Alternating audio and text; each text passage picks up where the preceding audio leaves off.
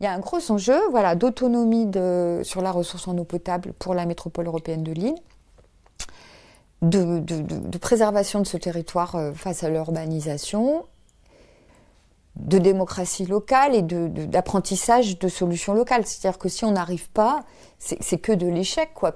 Et puis dans 10 ans, c'est la partie un peu plus au sud qui sera soumise aux mêmes décisions, en fait.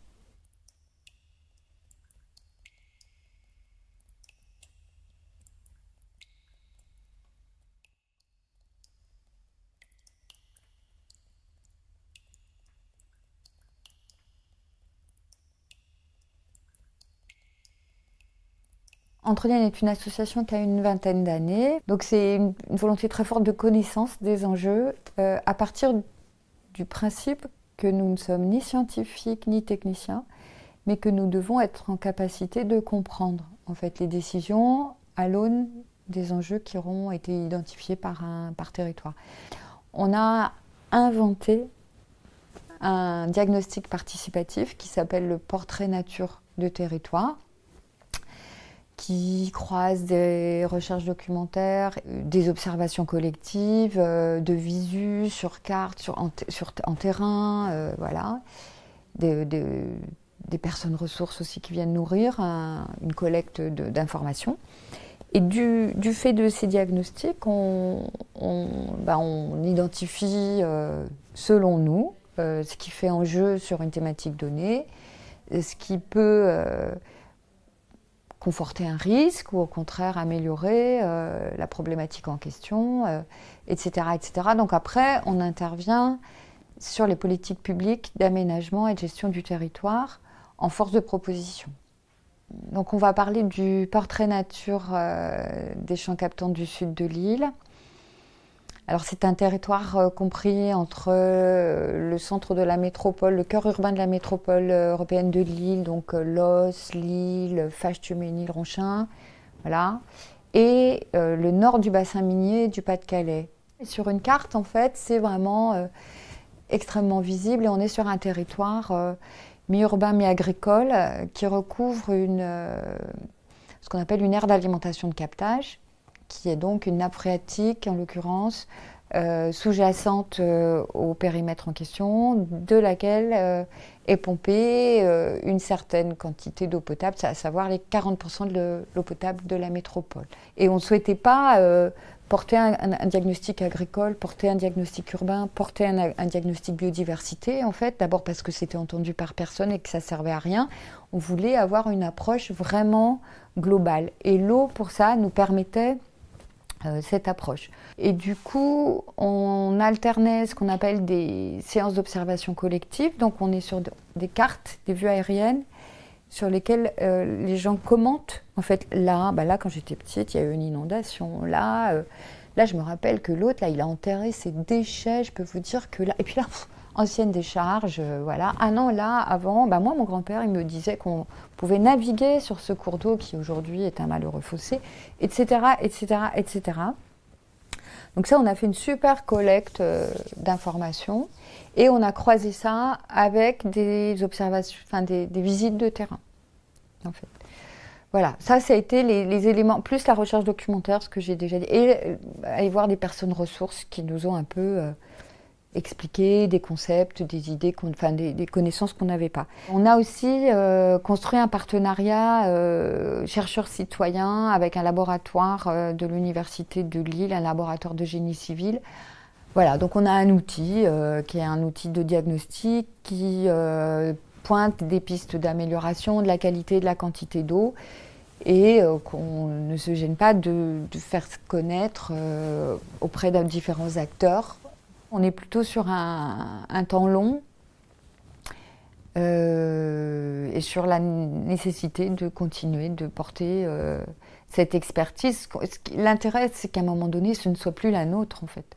Ce qu'il nous faut, c'est que les scientifiques, les élus locaux, les techniciens des communes en question, quand on arrive à avoir accès à eux, comprennent ce qu'on pointe, que cette énergie-là, enfin cette force-là, tranquille, un peu qui va à la fin, en c'est ce qu'on espère faire basculer. Voilà.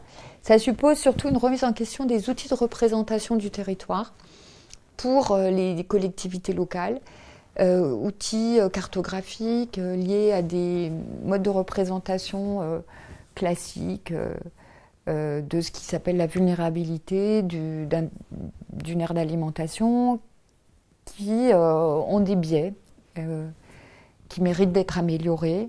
Mais ce qui est dommage, c'est qu'il n'y ait pas une petite notion d'urgence, quoi. Voilà.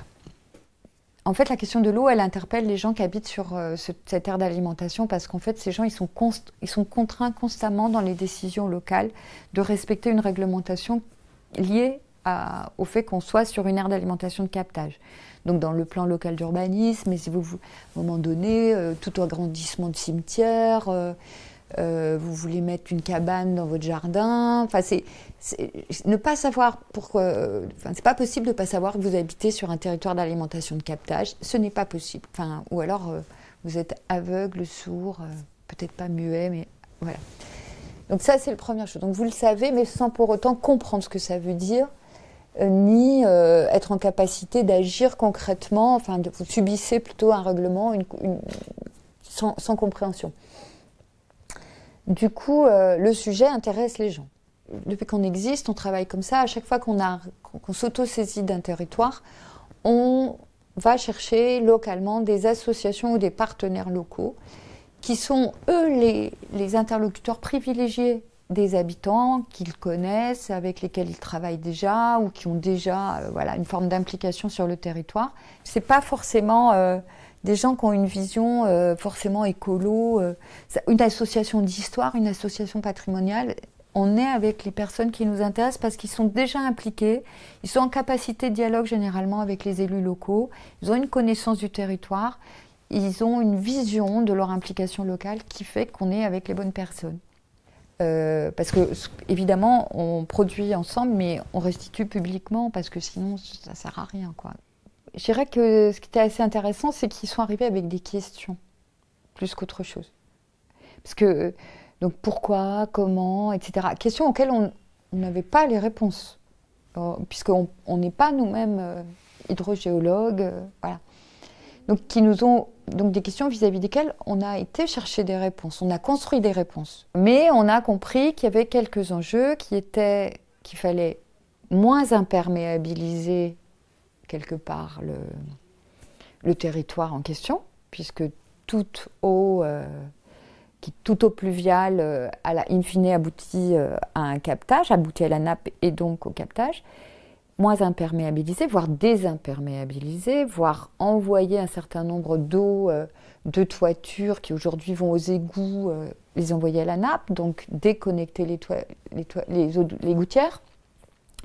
Donc ça, c'est un enjeu pour nous qui est vachement important, qui est pris en compte dans le plan local d'urbanisme au sens où tout nouveau projet a pour obligation d'infiltrer ces eaux à la parcelle. Mais le territoire, c'est 90% ou 95% de bâtis qui sont connectés à la station d'épuration et pas à l'infiltration de la nappe. Ça laisse quand même un certain nombre de projets à mener qui, pour l'instant, ne disposent pas d'un dispositif de soutien de la part des politiques publiques. Nous, on va être les incitateurs qui vont dire aux gens qui disposent de la connaissance de les mettre à disposition ces connaissances. Ça, c'est un premier axe. Après, il y a la question de l'amélioration de la protection, c'est-à-dire que comment dans les règlements qui sont le plan local d'urbanisme, le SCOT, on s'assure que qu'aucune décision contraire à l'intérêt de la nappe ne soit prise. Et pour ça, il faut avoir une vision objectivée, le plus objectivée possible du risque, de ce qui fait risque, en fait. Et c'est là où on porte un peu le fer contre les outils de représentation de ce qui fait risque qu'utilise aujourd'hui la métropole européenne de Lille, et qu'on s'est associé à un laboratoire de recherche qui fait une proposition pour un nouveau modèle qu'on essaye de promouvoir. Voilà, deuxième axe. Et enfin, il y a la question de la consommation et de la démocratie, de l'eau. Ça, c'est les... Mais qui nous sont... Et la prévention des inondations. Enfin voilà, tout ça nous intéresse tout autant. Hein. C'est juste que... Voilà. On n'a pas réfléchi au modèle idéal qu'on voudrait voir arriver sur le territoire, à part cette histoire de modélisation du risque, parce que le modèle qui est promu par le laboratoire avec lequel on est associé, c'est vraiment un modèle qui caractérise le territoire de façon participative.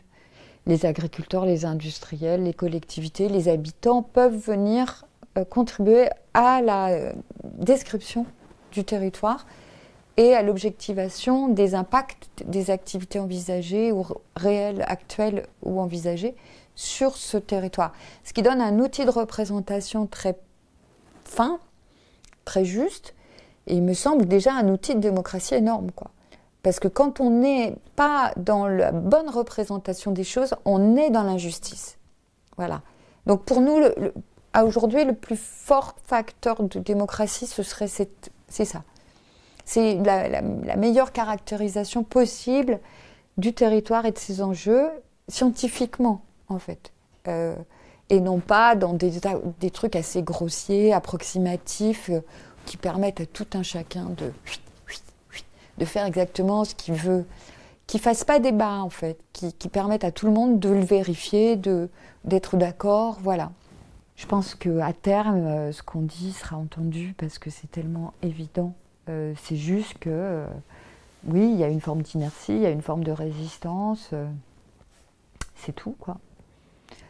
Puis là, bientôt, on a appris qu'il y avait des PFAS dans l'eau de l'île.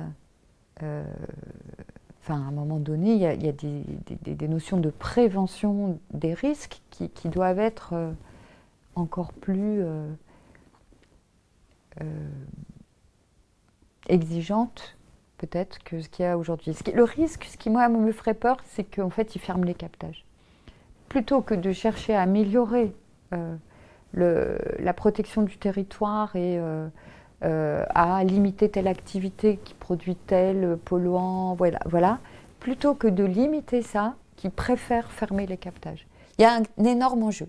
L'enjeu, il est celui de la coexistence, il est celui de quelle limite faut-il donner à tout le monde, parce que tout le monde, voilà, est responsable de cette qualité, donc à telle activité, aux consommateurs aussi, enfin voilà.